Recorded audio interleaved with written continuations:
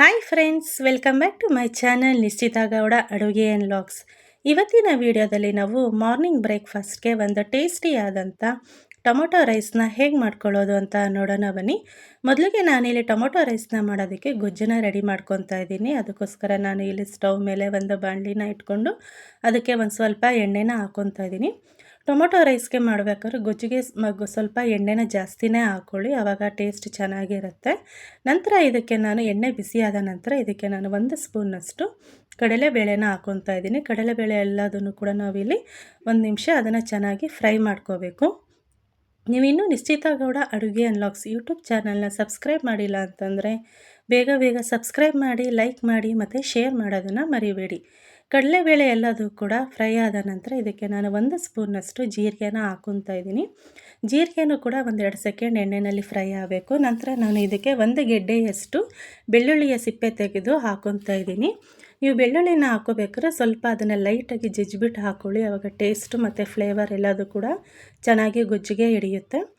ಬೆಳ್ಳುಳ್ಳಿ ಎಲ್ಲದೂ ಕೂಡ ಎಣ್ಣೆಯಲ್ಲಿ 1-2 ಸೆಕೆಂಡ್ ಫ್ರೈ ಆದ ನಂತರ ಇದಕ್ಕೆ ನಾನು ಒಂದು 4-5 ಹಸಿರು ಮೆಣಸಿನ್ಕಾಯಿನ ಸಣ್ಣಗೆ ಕಟ್ ಮಾಡಿ ಹಾಕ್ಕೊತಾ ಇದ್ದೀನಿ. ನೀವು ಹಸಿರು ಮೆಣಸಿನ್ಕಾಯಿನ ಹಾಕ್ಕೋಬೇಕಾದ್ರೆ ಖಾರ ನೋಡಿಕೊಂಡು ನಿಮಗೆ ಎಷ್ಟು ಖಾರ ಬೇಕೋ ಅದಕ್ಕೆ ತಕ್ಕನಾಗಿ ನೀವು ಹಸಿರು ಮೆಣಸಿನ್ಕಾಯಿನ ಹಾಕ್ಕೊಳ್ಳಿ. ಇದೆಲ್ಲದೂ ಕೂಡ ಎಣ್ಣೆಯಲ್ಲಿ 2-3 ಸೆಕೆಂಡು ಫ್ರೈ ಆದ ನಂತರ ಇದಕ್ಕೆ ನಾನು ಒಂದು ದೊಡ್ಡ ಸೈಜ್ನಷ್ಟು ಈರುಳ್ಳಿನ ಸಣ್ಣಗೆ ಕಟ್ ಮಾಡಿ ಹಾಕ್ಕೊತಾ ಇದ್ದೀನಿ. ಇದನ್ನು ಕೂಡ ನಾವು ಚೆನ್ನಾಗಿ ಫ್ರೈ ಮಾಡ್ಕೋಬೇಕು. ಈರುಳ್ಳಿನಲ್ಲಿ ಇರುವಂಥ ಹಸಿ ವಾಸನೆ ಎಲ್ಲದೂ ಕೂಡ ಹೋಗೋ ತನಕ ಇದನ್ನು ನಾವು ಲೋ ಫ್ಲೇಮಲ್ಲಿ ಇಟ್ಕೊಂಡು 1-2 ನಿಮಿಷ ಫ್ರೈ ಮಾಡ್ಕೋಬೇಕು. ಈರುಳ್ಳಿ ಎಲ್ಲದೂ ಕೂಡ ಈ ರೀತಿಯಾಗಿ ಫ್ರೈ ಆದ ನಂತರ ನಾನು ಇದಕ್ಕೆ ಒಂದು 4-5 ಟೊಮೊಟೊನ ನಾನಿಲ್ಲಿ ಸಣ್ಣಗೆ ಕಟ್ ಮಾಡಿ ಹಾಕ್ಕೊತಾ ಇದ್ದೀನಿ. ನಂತರ ಇದನ್ನು ಎಲ್ಲದನ್ನು ಕೂಡ ನೀಟಾಗಿ ಮಿಕ್ಸ್ ಮಾಡ್ಕೋಬೇಕು. ಮಿಕ್ಸ್ ಆದ ನಂತರ ನಾನು ಇದಕ್ಕೆ ರುಚಿಗೆ ತಕ್ಕಷ್ಟು ಉಪ್ಪನ್ನು ಹಾಕ್ತಾಯಿದ್ದೀನಿ. ಹಾಗೆಯೇ 1 ಸಣ್ಣ ಸ್ಪೂನ್ನಷ್ಟು ನಾನಿಲ್ಲಿ ಅರಿಶಿಣದ ಪುಡಿನ ಹಾಕ್ಕೊತಾ ಇದ್ದೀನಿ.